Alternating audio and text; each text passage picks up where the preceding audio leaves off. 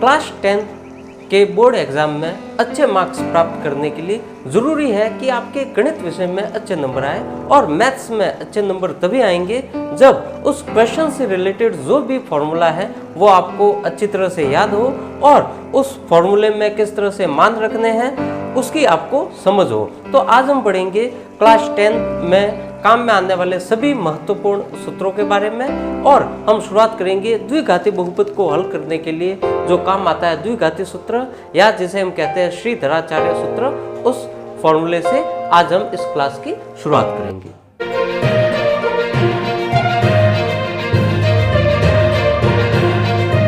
श्रीधर आचार्य सूत्र या द्विघाती सूत्र। यदि आपको एक द्विघात समीकरण x² + bx + c = 0 दिया हुआ है, तो इस स्थिति में x का जो मान होता है उसको आप इस फॉर्मूले से ज्ञात कर सकते हो। x = -b ± √b² - 4ac/2a।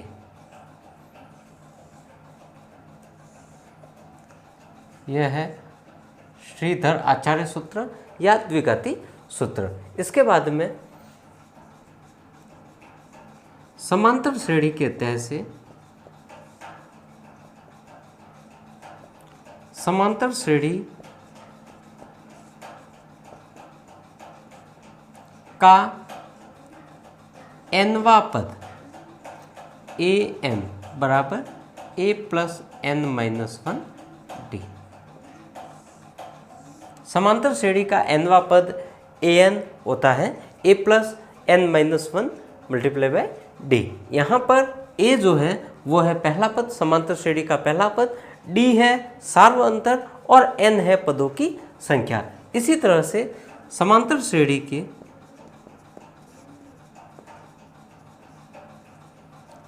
n पदों का योग जो होता है, यदि आपको किसी समांतर श्रेणी में n पद दिए गए हैं और उनका योग ज्ञात करना है तो इसे आप Sn से डिनोट करते हैं, और यह होता है Sn बराबर n/2 2a + n-1d। या यदि आपको पहला पद और अंतिम पद दिया गया हो तो इसे आप n/2 a + l इस तरह से लिख सकते हैं। यह है समांतर श्रेणी के n पदों का योग, जहां पर l है अंतिम पद, a है प्रथम पद, n है पदों की संख्या और d है सार्व अंतर। इसी तरह से जो हमारे पास में निर्देशांक ज्यामिति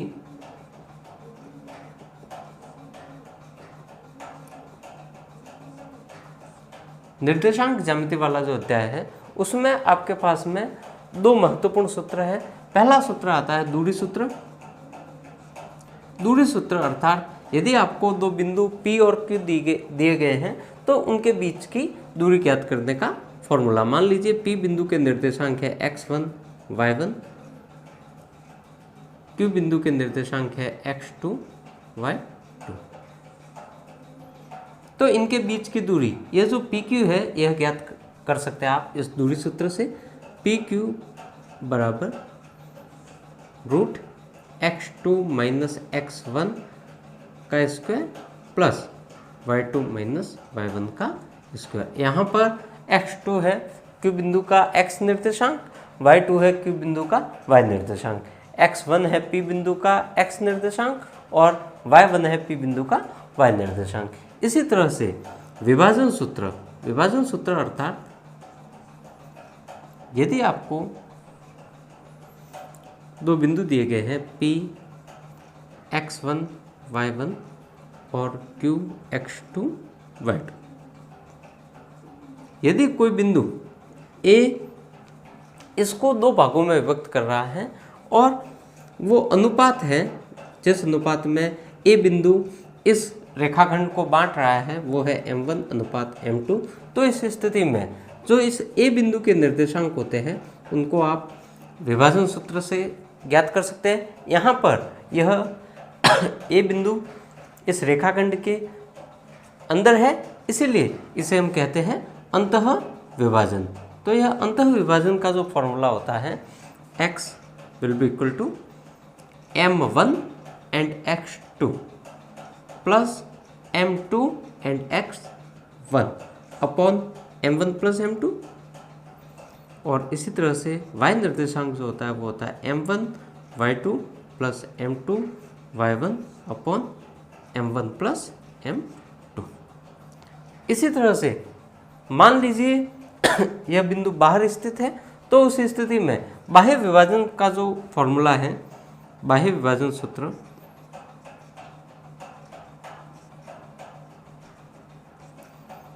x बराबर m1 x2 minus m2 x1 upon m1 plus m2 m1 minus m2 and y बराबर m1 y2 minus m2 y1 upon m1 minus m2।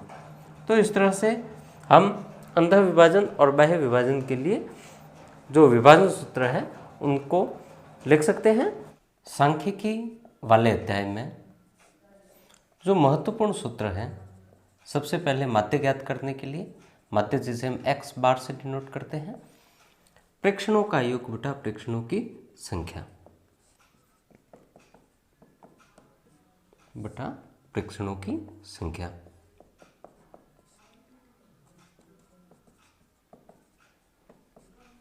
औसत या समांतर माध्य ज्ञात करने के लिए सबसे बेसिक जो फॉर्मूला है, सबसे पहला फॉर्मूला जो हम सीखते हैं वो यही है। इसके बाद में जो अवर्गीकृत बारंबारता बंटन सारणी दी हुई होती है, उसके लिए माध्य का जो फॉर्मूला है उसे हम sigma F x upon sigma F के रूप में लिख सकते हैं, जहाँ पर एफ बारंबारता को शो करता है, एक्स जो माध्य मान होते हैं, जो आंकड़े आपको दिए गए हैं, प्रेक्षण जो आपको दिए गए हैं उनके मान हैं, एफ एक्स का अर्थ है एफ और एक्स का गुणा, और उसके बाद में सिग्मा साइन शो करता है एफ और एक्स का गुणा करने के बाद में जो भी मान प्राप्त होते हैं उन सब मानों को जोड़ना है। सिग्मा एफ का मतलब है एफ के जितने भी मान हैं, जितने भी बारंबारताएं दी गई है उनको जोड़ना है। उसके बाद में माध्य का जो तीसरा फॉर्मूला आता है,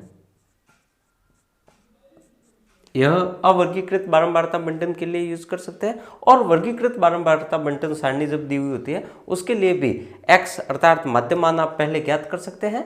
जैसे 0 से 10 के बीच में अगर प्रेक्षण आपको दिए गए हैं तो आप x का मान 5 लेंगे, और इस तरह से करके f और x का गुणा करके उन सबकी जोड़ करनी होती है। इसमें जो कल्पित माध्य विधि है, कल्पित माध्य विधि में भी पद विचलन विधि या पग विचलन विधि भी कहते हैं कई जगह इसे, उसका जो फॉर्मूला है वो है a plus sigma F T upon sigma F. यहाँ पर a शो करता है कल्पित माध्य को जो हम मानते हैं, d है डेविएशन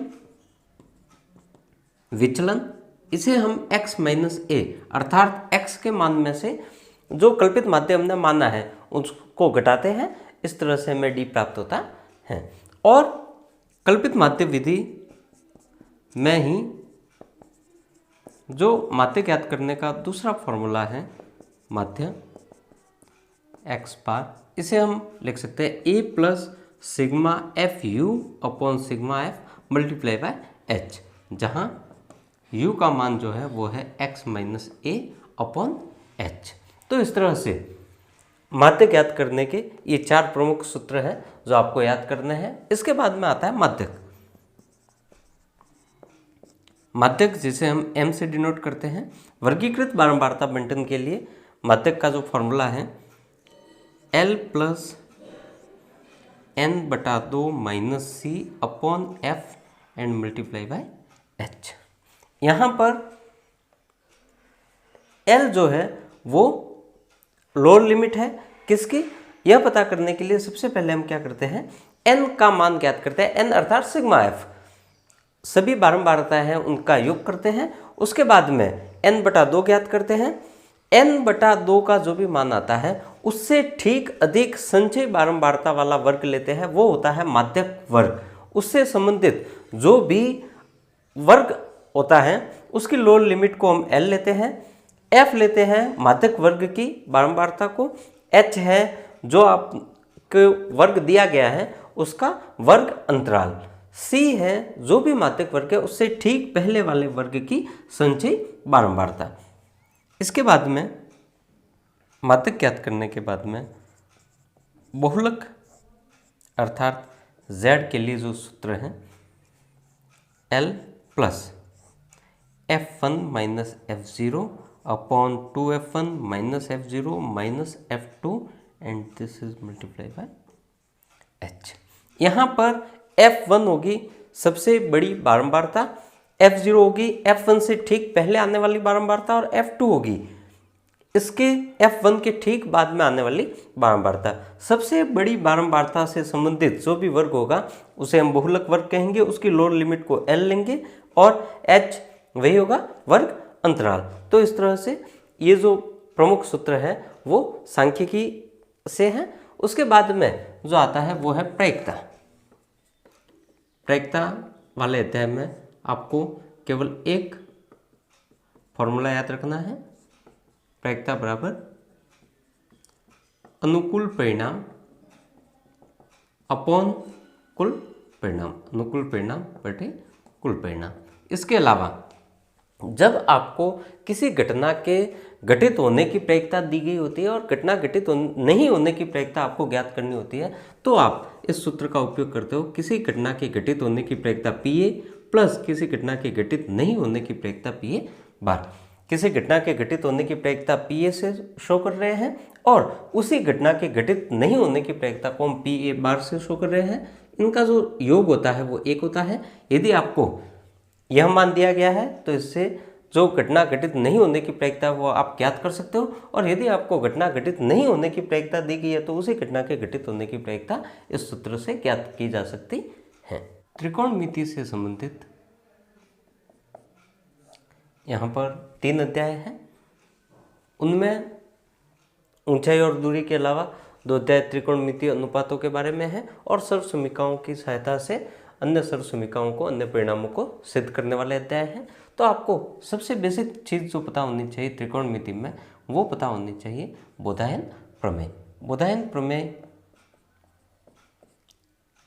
जो है वो कहती है कि किसी समकोण त्रिभुज में, यह हमने एक समकोण त्रिभुज बनाया है, यह है 90 डिग्री एंगल, 90 डिग्री के सामने वाली भुजा कर्ण होती है और शेष 2 भुजाएं लंब और आधार है जिसमें थीटा के सामने वाली भुजा को हम लंब लेते हैं। तो बोधायन प्रमेय क्या कहते हैं? बोधायन प्रमेय कहती है कि किसी भी समकोण त्रिभुज में कर्ण पर बनने वाला जो वर्ग होता है उसका क्षेत्रफल शेष 2 भुजाओं पर बनने वाले वर्गों के क्षेत्रफलों के योग के बराबर होता है। अर्थात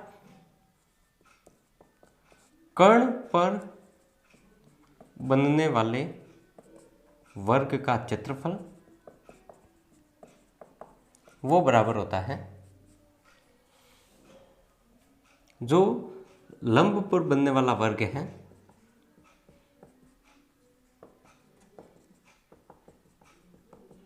वर्ग का क्षेत्रफल प्लस आधार पर बनने वाले वर्ग का क्षेत्रफल।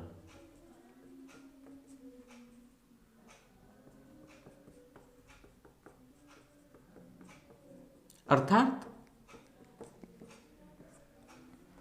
बोधायन प्रमेय कहती है कर्ण पर बनने वाला जो भी वर्ग होगा उसका क्षेत्रफल शेष 2 भुजाओं पर बनने वाले वर्ग के क्षेत्रफलों के योग के बराबर होगा। इसे आप इस तरह से लिख सकते हैं, मान लीजिए यह जो है त्रिभुज है ABC, जहां पर सपोज यह थीटा कोण दिया गया है तो थीटा के सामने वाला यह लंब हो जाएगा, इसके सामने वाला यह कर्ण और शेष जो भुजा होगी वो आधार हो जाएगी। इस स्थिति में कर्ण पर बनने वाला जो भी वर्ग होगा, मान लीजिए इसकी जो भी लंबाई है, ठीक है, उसे एक बार यहाँ पर हम कर्ण से ही शो करते हैं। तो कर्ण का स्क्वायर मतलब इसकी जो भी लंबाई है उसका स्क्वायर वर्ग का क्षेत्रफल होगा, इस पर बनने वाले वर्ग का क्षेत्रफल वो होगा लंब पर बनने वाले वर्ग के स्क्वायर और मतलब वर्ग के क्षेत्रफल और आधार पर बनने वाले वर्ग के क्षेत्रफलों के योग के बराबर। अर्थात कर्ण का स्क्वायर बराबर लंब का स्क्वायर प्लस आधार का स्क्वायर। तो सबसे बेसिक चीज़ त्रिकोणमिति पढ़ते समय आपको यह पता होनी चाहिए। उसके बाद में जो आता है वो आता है इनके त्रिकोणमितीय अनुपात। देखिए यहाँ पर 3 भुजाएं आपको दी गई है, लंब, आधार और कर्ण। तो इनके बीच में यदि इनको अनुपातों के रूप में लिखें तो यह लिखा जा सकता है, मान लीजिए मैं लंब के साथ में कर्ण का अनुपात लेता हूँ, एक ये हो सकता है, एक हो सकता है आधार के साथ में कर्ण का अनुपात, और एक हो सकता है लंब के साथ में आधार का अनुपात।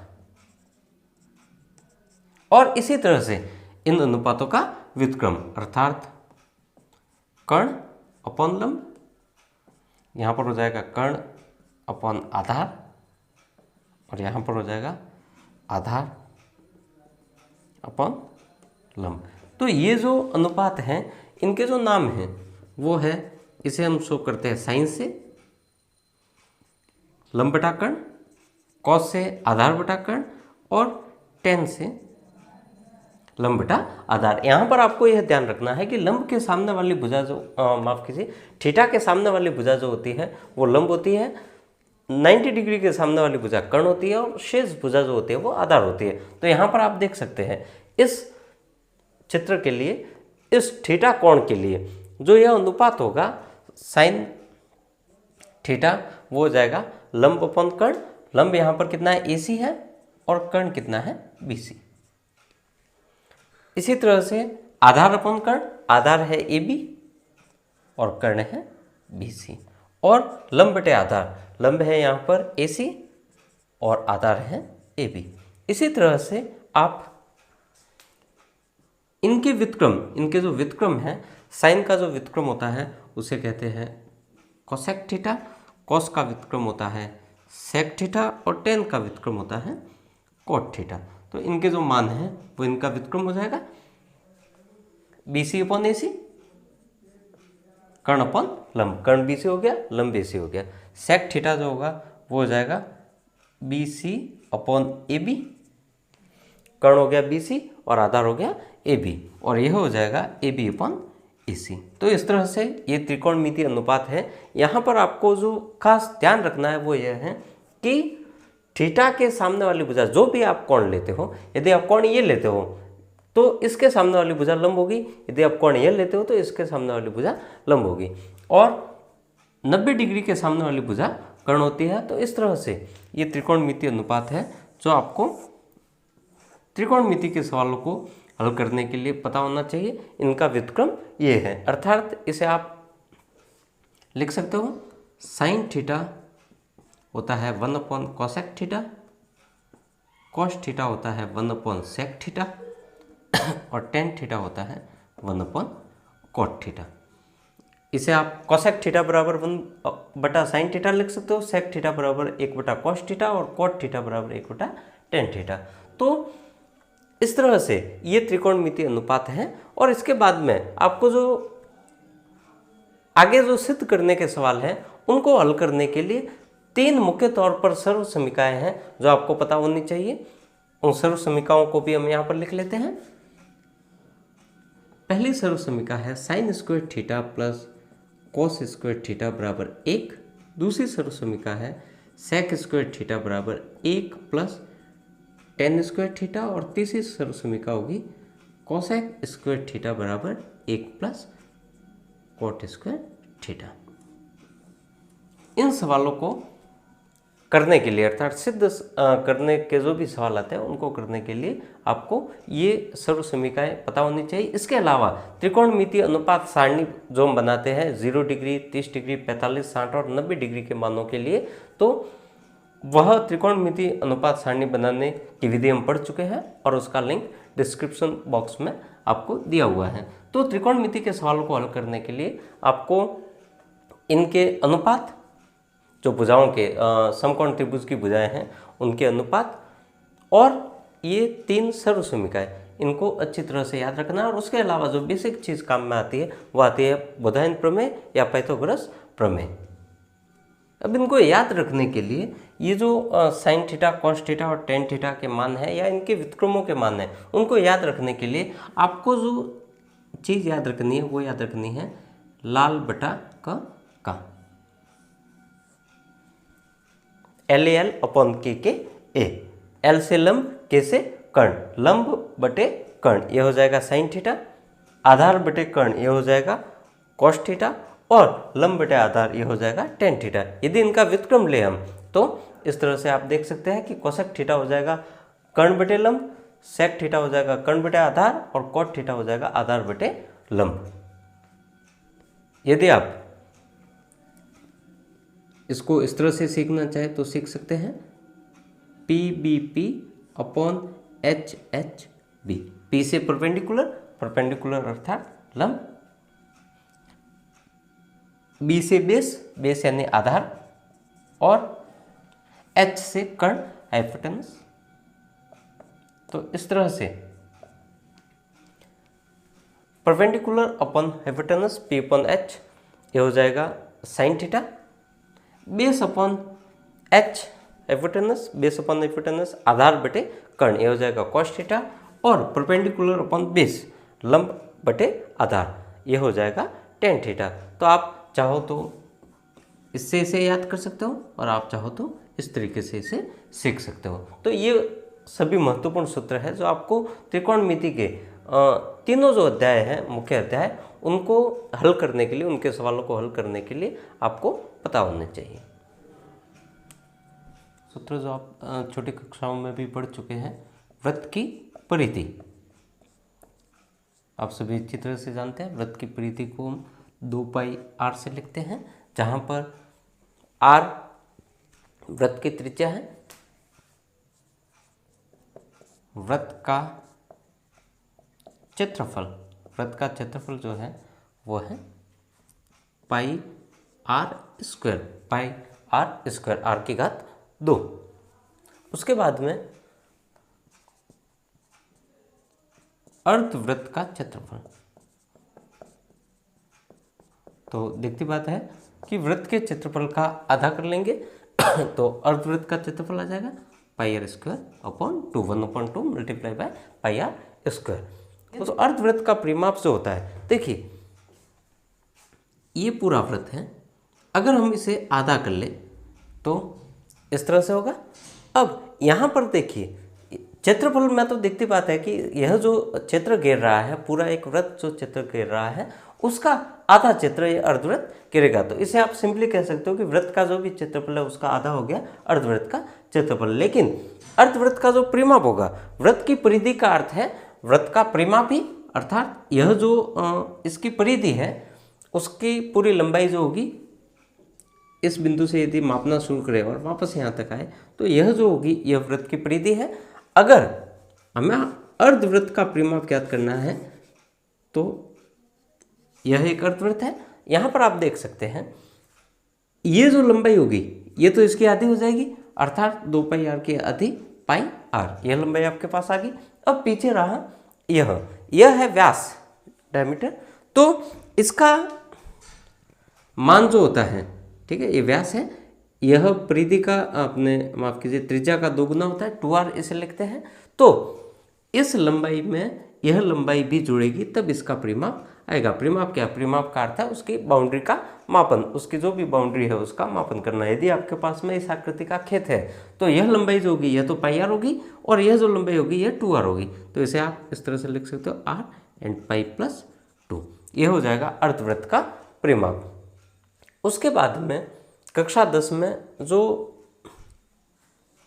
फॉर्मूला है वो आता है, मान लीजिए यह केंद्र है, ये 2 त्रिज्याएं हैं, तो यह जो चित्र घेर रहा है 2 त्रिज्याओं द्वारा, इसे हम कहेंगे त्रिज्य खंड, अर्थात त्रिज्याओं द्वारा किया गया, 2 त्रिज्याओं द्वारा किया गया जो टुकड़ा है वृत्त का, यह हो जाएगा त्रिज्य खंड। यह छोटा है टुकड़ा तो इसे हम लघु त्रिज्य खंड कहेंगे, और यह बड़ा टुकड़ा है इसे हम कहेंगे दीर्घ त्रिज्य खंड। ठीक है, तो यह जो टुकड़ा है यदि हम इसका क्षेत्रफल ज्ञात करें, त्रिज्य खंड का क्षेत्रफल, त्रिज्य खंड का क्षेत्रफल, तो आपको याद रखने के लिए ज़्यादा कुछ नहीं करना है। पाई आर स्क्वायर तो वृत्त का क्षेत्रफल ही है, उसका मल्टीप्लिकेशन करना है थीटा अपॉन 360 से। थीटा हो जाएगा यह कोण, यह जो एंगल है यह थीटा एंगल हो जाएगा। तो त्रिज्यक खंड का जो क्षेत्रफल होगा उसे आप इस तरह से लिखेंगे pi R square multiply by theta upon 360। त्रिज्यक खंड के चाप की लंबाई अर्थात ये लंबाई यहाँ से लेकर यहाँ तक, तो वृत्त की जो परिधि है वो 2 पाई आर है, तो जो त्रिज्यक खंड के चाप की लंबाई भी होगी वो भी आपको क्या करना है, 2 पाई आर तो है ही है, जो यह पूरी लंबाई है इसका जब आप गुणा करोगे थीटा अपॉन 360 से तो यह आ जाएगा त्रिज्यक खंड के चाप की लंबाई। तो इस तरह से आप त्रिज्यक खंड का क्षेत्रफल और त्रिज्यक खंड के चाप की लंबाई ज्ञात कर सकते हैं। यहाँ पर देखिए यदि आपको यह जो बड़ा त्रिज्यक खंड है, दीर्घ त्रिज्यक खंड है, उसका अगर क्षेत्रफल और चाप की लंबाई ज्ञात करनी है तो जो कोण होगा वो यह बाहर वाला लेंगे और इसके लिए यह कोण हो जाएगा यह वाला कोण। तो त्रिज्यक खंड का क्षेत्रफल और त्रिज्यक खंड के चाप की लंबाई हम इन 2 सूत्रों से ज्ञात करेंगे। उसके बाद में जो चीज आती है वो आती है वृत्तखंड, वृत्तखंड का क्षेत्रफल। अब देखिए जैसे हमने यही चित्र बनाया हुआ है, ये है त्रिज्यक खंड। यदि आप केवल इस टुकड़े को देखते हैं तो ये है वृत्तखंड, अर्थात मान लीजिए ये एक वृत्त है, यह टुकड़ा है, तो यह वाला जो होगा यह भी एक वृत्तखंड है और जो ऊपर बन रहा है वह भी एक वृत्तखंड है। यह वाला जो टुकड़ा है यह तो छोटा है, तो इसे आप कह सकते हो लघु वृत्तखंड, और यह वाला जो टुकड़ा है इसे आप कह सकते हो दीर्घ वृत्तखंड। तो पहले हम इस छोटे टुकड़े का जो भी क्षेत्रफल ज्ञात करना है तो उसका फॉर्मूला लिखते हैं लघु वृत्तखंड का क्षेत्रफल। देखिए त्रिज्यक खंड का क्षेत्रफल हमने ज्ञात किया पाई आर स्क्वायर थीटा अपॉन 360। यदि इसमें से आप यह क्षेत्रफल घटा देते हो, यह जो त्रिभुज बन रहा है यह क्षेत्रफल घटा देते हो, तो पीछे क्या रहता है, यही टुकड़ा रहेगा जिसे हम लघु वृत्तखंड कह रहे हैं। तो यह फॉर्मूला है पाई आर स्क्वायर थीटा अपॉन 360। यह तो आ गया त्रिज्यक खंड का क्षेत्रफल, और उसमें से घटाना है r square sine theta upon 2। यह इस त्रिभुज का क्षेत्रफल आ जाएगा r square sine theta upon 2। तो इस तरह से आपको लघु वृत्तखंड का क्षेत्रफल ज्ञात हो जाएगा। अगर आपको दीर्घ वृत्तखंड का क्षेत्रफल ज्ञात करना है, दीर्घ वृत्तखंड का क्षेत्रफल, तो आप क्या करेंगे, यह पूरा वृत्त आपको दिया हुआ है, इस पूरे वृत्त का क्षेत्रफल जो होता है वो होता है पाई आर स्क्वायर, यह है पाई आर स्क्वायर, और उसमें से यह जो लघु वृत्तखंड है इसको घटा दीजिए। तो यहाँ लिख लेता हूँ मैं लघु वृत्तखंड का क्षेत्रफल। तो इस तरह से जो वृत्त वाला अध्याय है उसमें जो महत्वपूर्ण सूत्र है वो यही है, वृत्त की परिधि, वृत्त का क्षेत्रफल, अर्धवृत्त की परिधि, अर्धवृत्त का क्षेत्रफल, अर्धवृत्त का परिधि की जगह उसे हम परिमाप कहेंगे, त्रिज्यक खंड का क्षेत्रफल, त्रिज्यक खंड के चाप की लंबाई, लघु वृत्तखंड का क्षेत्रफल और दीर्घ वृत्तखंड का क्षेत्रफल। ये सभी महत्वपूर्ण सूत्र हैं जो इस अध्याय में आपको सीखने हैं। अब हम पढ़ते हैं पृष्ठीय क्षेत्रफल और आयतन से संबंधित सूत्र। इस अध्याय में हमारे पास में कनाभ, घन, बेलन, शंकु और गोला है। इन सबके हमें पृष्ठीय क्षेत्रफल और आयतन के जो सूत्र हैं उनको समझना है और याद रखना है। तो सबसे पहले हम शुरुआत करते हैं घनाभ से। मान लीजिए आपका एक कमरा है जो घनाभ के आकार का है, तो उसमें 3 डायमेंशन जो है एल, बी और एच, लंबाई, चौड़ाई और ऊंचाई। लंबाई को हम एल से शो कर रहे हैं, चौड़ाई को बी से और ऊंचाई को एच से। मान लीजिए ये है, इस आकृति का कमरा है, इसमें ये आपके एल है, ये बी चौड़ाई है इसकी, और ये है एच ऊंचाई। अब देखिए यदि आप इसमें फलक देखें, घनाभ में 6 फलक होते हैं, कमरे में जो दीवारें होगी 4 तो दीवारें, एक फर्श और एक छत, तो इस तरह से 6 फलक हो जाएंगे। सबसे पहले आप क्या करेंगे, सबसे पहले आप देखेंगे फर्श का क्षेत्रफल। देखिए फर्श का जो क्षेत्रफल होगा वो क्या होगा, कमरे की लंबाई और चौड़ाई का गुणा। तो कमरे की लंबाई मान लीजिए एल है और चौड़ाई है बी। फर्श आयताकार आकृति होगी, आयत का क्षेत्रफल होता है लंबाई गुणा चौड़ाई, तो एल मल्टीप्लाई बाय बी। और यही क्षेत्रफल जो होगा वो छत का भी होगा, तो फर्श और छत के क्षेत्रफल को हम जोड़े यदि l b plus l b 2LB हो जाएगा। उसके बाद में हमारे पास में आती है चारों दीवारें। चारों दीवारों में सबसे पहले हम लेते हैं ईस्ट और उसके सामने की दीवार वेस्ट की दीवार।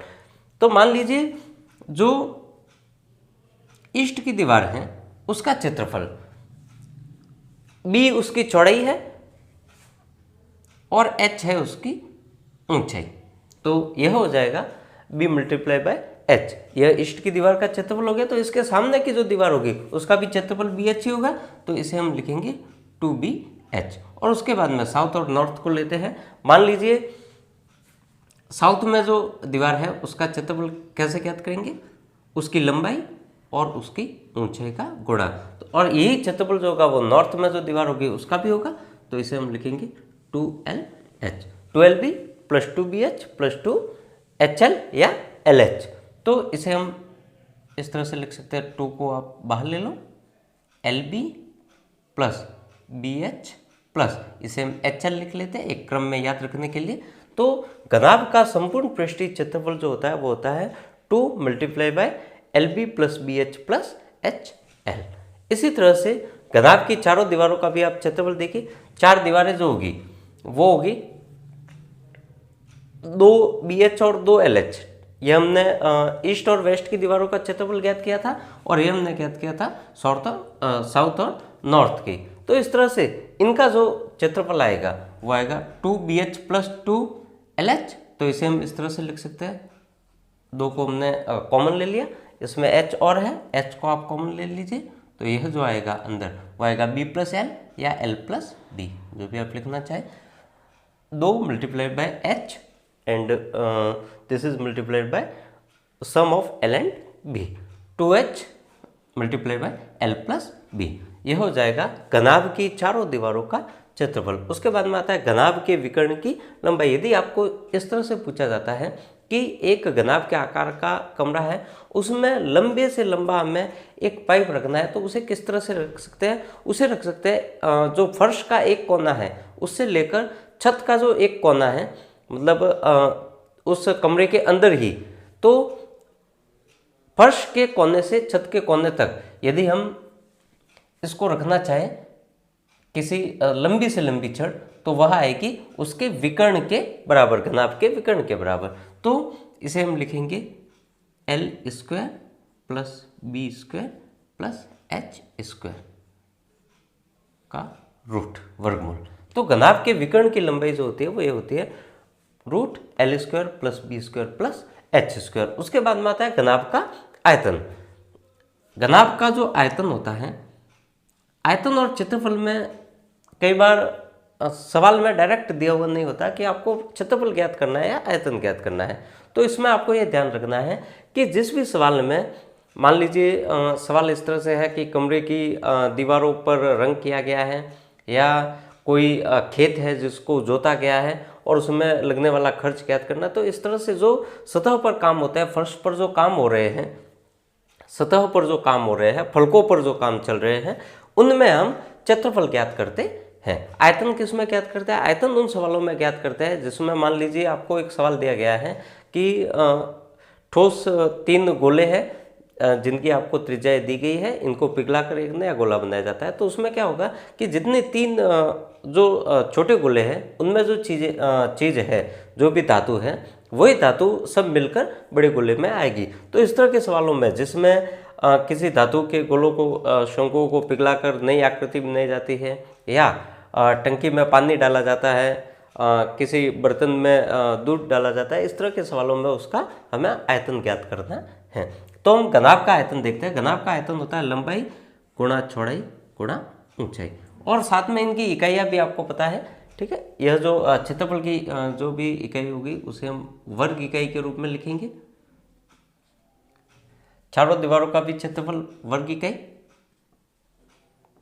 घनाभ के विकर्ण की लंबाई जो होगी, तो यहाँ केवल लंबाई है, तो यह जो भी मीटर सेंटीमीटर में होगी इकाई वो लिखेंगे। घनाभ का आयतन यह होता है घन इकाई। घन इकाई या जो भी आपकी इकाई है उसका क्यूब, उसकी घात 3। उसके बाद में आता है घन का संपूर्ण पृष्ठीय क्षेत्रफल। तो घनाभ का संपूर्ण पृष्ठीय क्षेत्रफल आपने ज्ञात कर रखा है। घन का संपूर्ण पृष्ठीय क्षेत्रफल क्या होगा, उसमें ये जो तीनों लंबाई चौड़ाई और ऊंचाई वो समान होगी, मतलब भुजा समान होगी। मान लीजिए घन है एक जिसकी भुजा आपको दी गई है a मीटर सेंटीमीटर जो भी है a में दिया गया है, तो इसका संपूर्ण पृष्ठीय क्षेत्रफल क्या होगा, इसकी जितनी चारों दीवारें हैं, मान लीजिए घन के आकार का कोई कमरा है तो चारों दीवारों का क्षेत्रफल और फर्श और छत का जो भी क्षेत्रफल आता है उसका हमें योग करना है। तो उस स्थिति में चारों दीवारों का एक दीवार लेंगे तो उसका भी क्षेत्रफल क्या होगा, घन का जो भी अपने क्षेत्रफल होता है, वर्ग का क्षेत्रफल, आयत का क्षेत्रफल तो होता है लंबाई गुणा चौड़ाई, वर्ग का क्षेत्रफल होता है भुजा की घात 2। यहाँ पर a ले रहे हैं तो ये हो जाएगा एक मल्टीप्लाई बाई ए या ए का स्क्वायर। तो एक दीवार का क्षेत्रफल जो आपके पास आएगा वो आएगा ए का स्क्वायर। उसी तरह यही क्षेत्रफल दूसरी दीवार का होगा, ईस्ट की दीवार का यदि ये क्षेत्रफल है तो वेस्ट का, साउथ का, नॉर्थ का यही होगा, और यही फर्श और छत का भी होगा। तो इस तरह से A square plus A square plus A square plus A square plus A square and plus A square, ये हो जाएगा 6a स्क्वायर, 6 गुणा भुजा का स्क्वायर। ये आएगा घन का संपूर्ण पृष्ठीय क्षेत्रफल 6 भुजा स्क्वायर। यहाँ पर आप देख सकते हैं सब एल होंगे, L square L square L square, या ए है सभी लंबाई या तो ए square plus A square plus A square, ये हो गया 3a स्क्वायर और उसका मल्टीप्लाई 2 के साथ 6a स्क्वायर। इसी तरह से घन की चारों दीवारों का क्षेत्रफल, तो 4 दीवारें हैं तो 4 दीवारों का क्षेत्रफल a स्क्वायर और इसका भी a स्क्वायर 2a स्क्वायर और 2 से गुणा 4a स्क्वायर। 4 दीवारें हैं, एक दीवार का क्षेत्रफल a स्क्वायर है तो चारों दीवारों का क्षेत्रफल a square plus a square plus a square plus a square 4a square. उसी तरह से घन के विकर्ण की लंबाई, यहाँ पर तीनों की जगह ए रख के देखे तो ए square plus A square plus A square 3a square हो जाएगा। ए को हम बाहर ले लेते हैं, ए आ जाएगा वर्गमूल ए स्क्वायर का वर्गमूल ए हो जाएगा और अंदर रह जाएगा √3। और उसी तरह से घन का आयतन, घन का जो आयतन होगा वो हो जाएगा a की घात 3 भुजा की घात 3 घन इकाई या इकाई का क्यूब।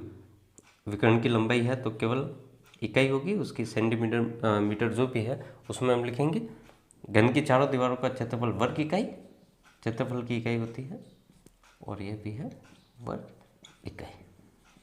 तो इस तरह से हम घनाभ और घन के फॉर्मूलों को एक बार समझ सकते हैं, उनके पृष्ठीय क्षेत्रफल और आयतन के जो भी सूत्र हैं उनको हम समझ सकते हैं, और समझने के बाद इनको आसानी से याद भी रख सकते हैं। आगे है लंब वृत्तीय बेलन, राइट सर्कुलर सिलेंडर के बारे में। बेलन के वक्र पृष्ठ का क्षेत्रफल, देखिए बेलन आकृति होती है इस तरह की, जो राइट सर्कुलर सिलेंडर हम बनाते हैं, यह इस तरह की आकृति होती है। मान लीजिए मेरे पास में यह एक पृष्ठ है इस तरह का, यदि हम इससे बेलन बनाना चाहें तो ये इस तरह से फोल्ड होगा और यह जो आकृति होगी वो बेलन हो जाएगी, जिसमें यह इसका जो निचला सिरा है वो और यह ऊपर का जो ढक्कन है वो, अगर ठोस बेलन है तो यह पूरा भरा हुआ होगा। तो इस तरह से जो लंब वृत्तीय बेलन है, हम इस पृष्ठ से यह लंब वृत्तीय बेलन बना सकते हैं, यह आकृति। अब देखिए यहाँ पर देखिए, ये मेरे पास जब एक पृष्ठ के रूप में था तो यह इसकी ऊंचाई h हो गई। मान लीजिए यह पृष्ठ है तो यह इसकी ऊंचाई होगी h। उसके बाद में जब इसको हमने फोल्ड किया तो यह जो ऊपरी सिरा बना, यह एक वृत्त का सिरा है, वृत्त की आकृति है यह, इस तरह से यह आकृति वृत्त की होगी। तो यह जो सिरा हम जब हम फोल्ड करेंगे तो ये जो ऊपर वाला सिरा बनेगा वो वृत्त के आकार का होगा। तो यदि हम इसे आयत के रूप में देखें तो आयत का जो क्षेत्रफल होता है वो होता है लंबाई गुणा चौड़ाई, जहाँ पर इसकी जो यह चौड़ाई ले लीजिए, चौड़ाई को हम h कह रहे हैं, तो इसकी जो ऊपरी लंबाई होगी वो क्या है, वो है वृत्त की परिधि, इस वृत्त की परिधि। तो इसे हम वृत्त की परिधि को 2πr लिख सकते हैं। तो इस पृष्ठ से जो सिलेंडर बन रहा है उसके वक्र पृष्ठ का क्षेत्रफल, यही पृष्ठ है जो मुड़ रहा है, अर्थात यही पृष्ठ है वक्र पृष्ठ। तो इस केवल इस वक्र पृष्ठ का क्षेत्रफल जो होगा वो होगा लंबाई गुणा चौड़ाई, अर्थात लंबाई तो इसकी 2πr होगी, जो सिरा मुड़ रहा है वो वृत्त के आकार में, और चौड़ाई यहाँ पर हम ले रहे हैं h। तो इस तरह से यह हो जाएगा बेलन के वक्र पृष्ठ का क्षेत्रफल 2πr/h। यहाँ पर हम लंबवृत्तीय बेलन की बात कर रहे हैं। इसके बाद में आता है बेलन के आधार का क्षेत्रफल। बेलन का आधार, बेलन का जो भी आधार होगा वो होगा वृत्त के आकार का, तो इसे हम कहेंगे πr²। क्यों? क्योंकि इसका आधार वृत्त के आकार का ही है, तो वृत्त का क्षेत्रफल होता है πr²। उसके बाद में आता है बेलन के एक सिरे की परिधि, यही ऊपरी सिरा हो या निचला सिरा हो, इसकी जो परिधि होगी वो क्या होगी 2πr। बेलन का संपूर्ण पृष्ठीय क्षेत्रफल। देखिए संपूर्ण पृष्ठीय क्षेत्रफल का मतलब क्या होगा, वक्र पृष्ठ का क्षेत्रफल तो हमने यहाँ पर ज्ञात कर लिया 2πr/h, 2πr/h। अब इसमें देखिए इसका यह जो ऊपरी सिरा है जो ढक्कन है वो, और यह जो निचला सिरा है जो फर्श है वो, इस ऊपरी हिस्से का भी क्षेत्रफल क्या होगा πr² और निचले हिस्से का भी क्षेत्रफल होगा πr²। तो πr² प्लस πr², 2πr² हो गया। तो इसे हम इस तरह से 2πr² को इसमें ऐड कर लेते हैं। इसके सभी पृष्ठों का क्षेत्रफल आ गया। वक्र पृष्ठ का क्षेत्रफल तो आ गया 2πrh, इसका ऊपरी सिरा जो ढक्कन वाला सिरा है उसका क्षेत्रफल आ गया πr², और इसका जो आधार है जो निचला सिरा है उसका क्षेत्रफल भी आ गया πr²। πr² प्लस πr² मिलके हो गया 2πr²। अब जो कॉमन है उसे कॉमन लिख लीजिए, 2π और r कॉमन आ रहा है, तो पीछे रहा यहाँ पर h रहा और यहाँ पर पीछे रहा r, 2πr/h प्लस r। यह होता है बेलन का संपूर्ण पृष्ठीय क्षेत्रफल। इसी तरह से खोखले बेलन का जो संपूर्ण पृष्ठीय क्षेत्रफल है वो होगा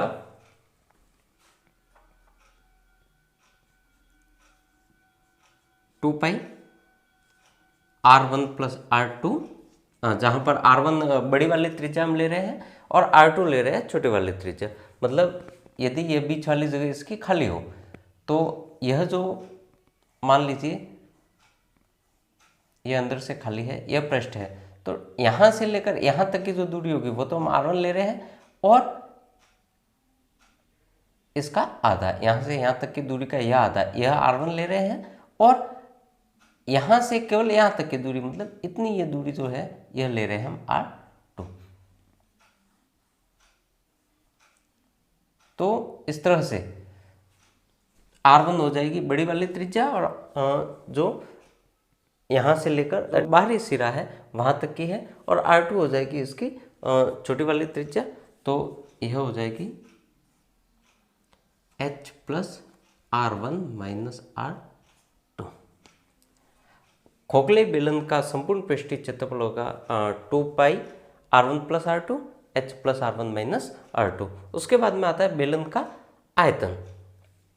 बेलन का आयतन, देखिए किसी भी वस्तु का जो आयतन होता है वो होता है उसके आधार का क्षेत्रफल और उसकी ऊंचाई। यहाँ पर आधार का क्षेत्रफल क्या है πr² और इसकी ऊंचाई कितनी है h, तो ये हो जाएगा πr²h। और उसके बाद आता है खोखले बेलन का आयतन, तो यही सेम होगा पाई, और इसकी जो त्रिज्या है हम r1² माइनस r2², ये लिखेंगे h।